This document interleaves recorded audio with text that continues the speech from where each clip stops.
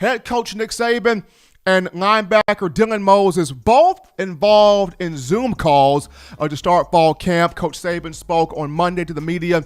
Moses spoke on Tuesday. And what's interesting about Coach Saban is he's never been a guy in the green area, in the gray area or the in-between area. It's always all or nothing with Nick Saban, all or nothing. Either we're going to be all in and look great, or we're going to be all in and look terrible. No gray area, no in between. And Coach Saban talked about, last year's defense and the defense the last 2 years. He spoke on, hey, we got to improve everywhere on defense, okay? We were not good against the run. We were not good in the red zone. We got to improve our physicality. The leadership was not all that great. We gave up 18 points per game, or 18 plus points per game in each of the last 2 seasons. The most we've given up since we've been here. We got turnovers. We got 28 turnovers last year, which made us, first in the conference. But we got to get better in a whole lot of areas. But the biggest thing is the leadership has got to improve, especially this year where you're going to have a young secondary. You lost 5 guys to the NFL draft that were veterans, and while you've got some great talent in the secondary, got a lot of young guys. So that defensive front, the leadership has to be there. Coach Saban mentioned that the return of Dylan Moses will provide quite a bit of that leadership. And when Moses spoke on Monday, when Moses spoke on Monday, he talked about how excited he is to be back on the field, to be practicing with his teammates, practicing with his brothers, practicing with his coaching staff. He says that his knee feels really good. He's been able to cut, move, burst, make lateral movements, diagonal movements. He's been able to maneuver on his knee, and that he's continuing to kind of develop that feel for being back on the field and playing. And while we all know, and he knows, that a strong performance this year from him propels him to be a top 5, top 10 draft pick in the first round of the 2021 venue, the thing he said yesterday, or the thing he said on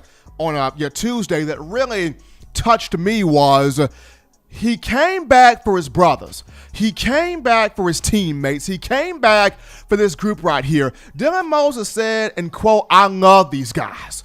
And you rarely see a grown man use the word love a lot, but he said, "I love these guys. I care about these guys. I came back because I want to affect these guys the right way.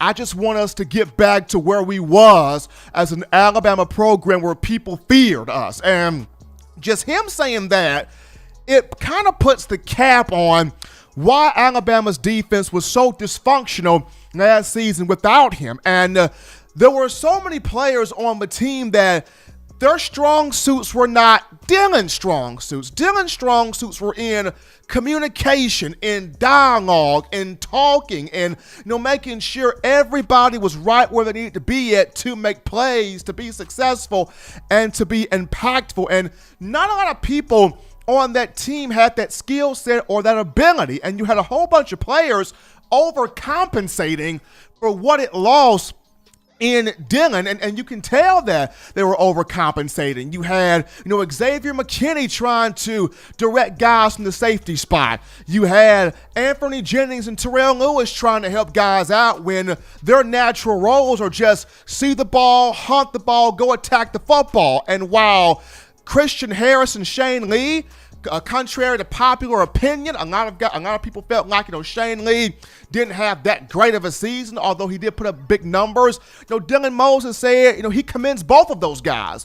They stepped up in a big moment. They played well. They really produced for their team at both linebacker positions, and they did a lot more than what he could have done as a freshman at that time, because Moses' freshman year, he was still trying to learn the defense. Christian Harris, Shane Lee last year had to learn the system on the fly. But with both of those two back, with Dylan Moses providing that leadership, providing that knowledge, providing that expertise, providing his energy, it's going to be very, very key here for the Crimson Tide in the upcoming season, because he spoke on, he is hands-on with everybody on this team. He's hands-on with the defensive linemen. He's hands-on with the linebackers. He's communicating with the secondary. His main thing is, as long as we can execute the way we need to as a football program, I have no doubts that Alabama will win, compete, win,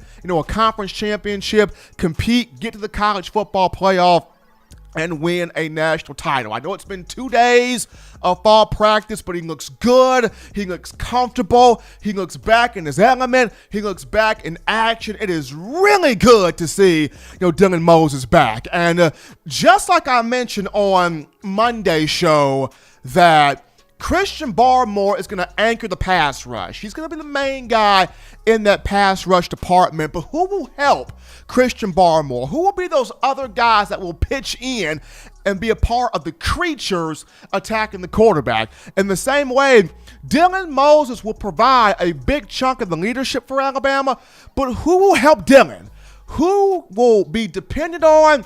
Who will be counted on? Who will take on that mantle to say, yes, Dylan's the main guy.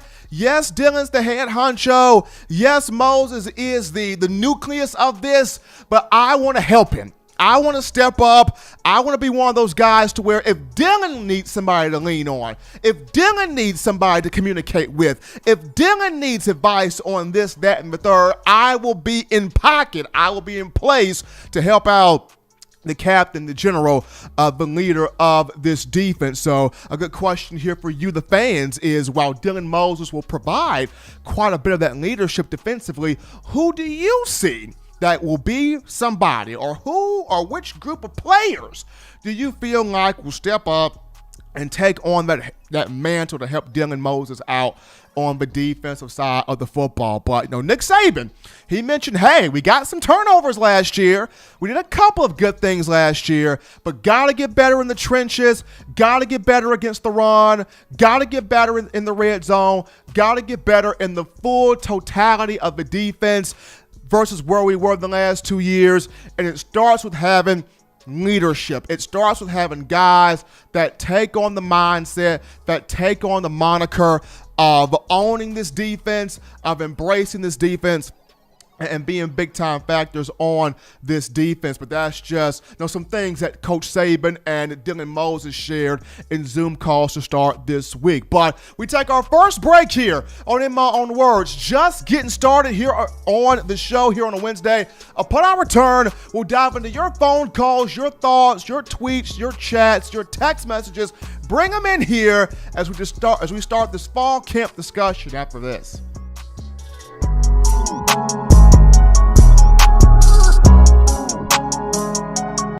Every sports fan deserves the proper representation. Whitwell Sports introduces to you the Title Towel. Wave that Title Towel in the air like you just don't care in support of Nick Saban and the Alabama Crimson Tide. Only $9.99 and it lasts a lifetime. Head on over to whitwellsports.com and get your Title Towel today. Remember the taste of Grandma's delicious sweets? Emily's Heirloom Pound Cakes brings back those precious memories with just one bite. Each cake made from scratch. They make the perfect dessert to share with family and friends for any occasion, and ordering is easy. Visit Emily'sHeirloomPoundCakes.com. Click the online store and shop. Then pick up your fresh cake at the kitchen in downtown Homewood. Order yours online at Emily'sHeirloomPoundCakes.com. Emily's Heirloom Pound Cakes, making memories from scratch. Thank you for watching Touchdown Alabama Magazine's YouTube channel. To continue to get the best in Alabama football content, subscribe here and turn on your notifications to stay connected with the hottest shows covering your Crimson Tide.